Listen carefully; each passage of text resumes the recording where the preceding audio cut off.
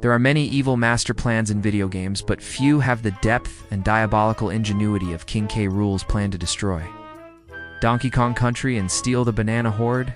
But how did he do it? In order to get his hands on the banana guard, King K. Rool knew that he would have to do something to weaken the Kongs. And what better way to do that than to turn their own subjects against them? With the Kongs out of the picture, King K. Rool was finally able to make his move on the banana horde.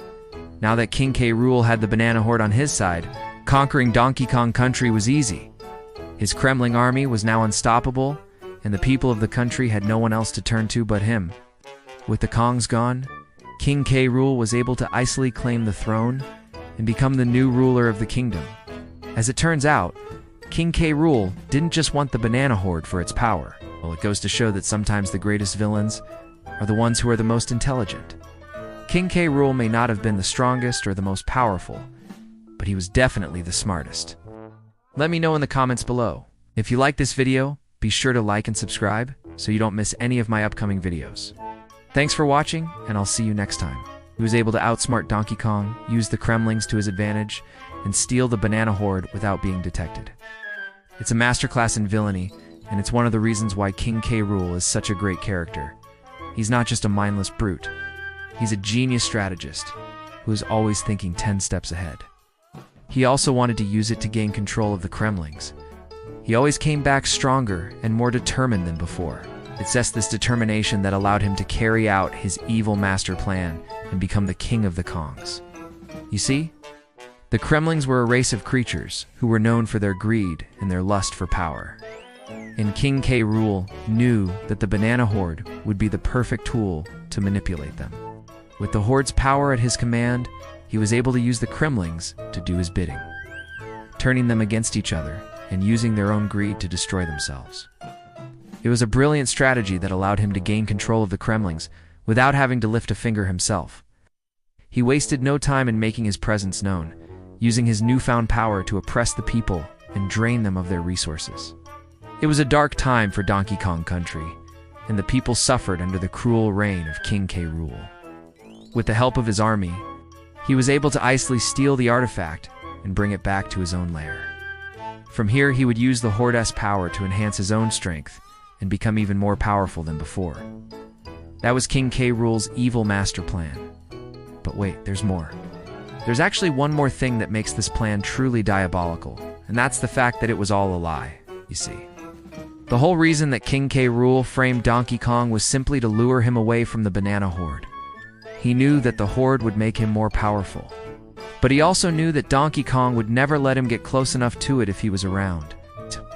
So he came up with a plan to get Donkey Kong out of the picture. He spread false rumors about a rebellion in order to get Donkey Kong's attention, and then used that time to sneak into the horde and steal it for himself. It was a brilliant move that allowed him to get what he wanted without having to face Donkey Kong directly. This allowed him to rule over the Kongs with an iron fist, knowing that they were too weak to do anything about it. Ow.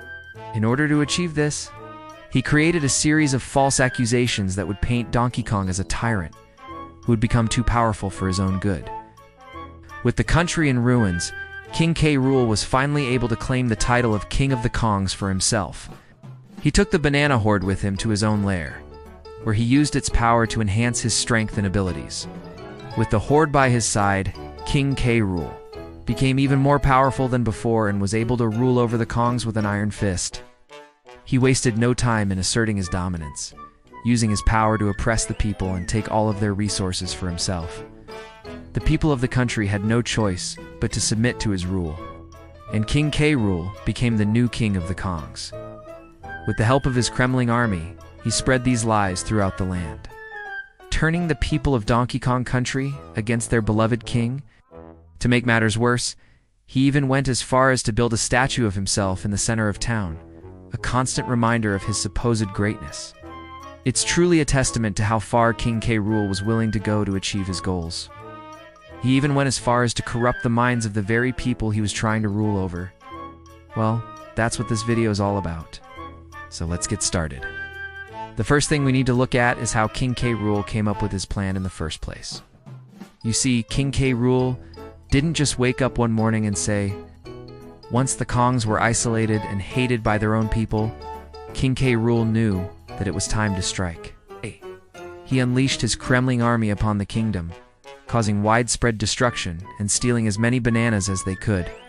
This not only weakened the Kongs physically, but also emotionally, as they watched their home and their people suffer because of their absence.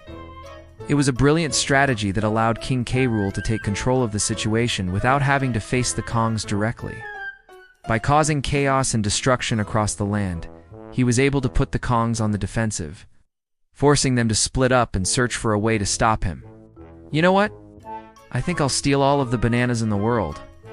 No, there was a bit more that went into it than that.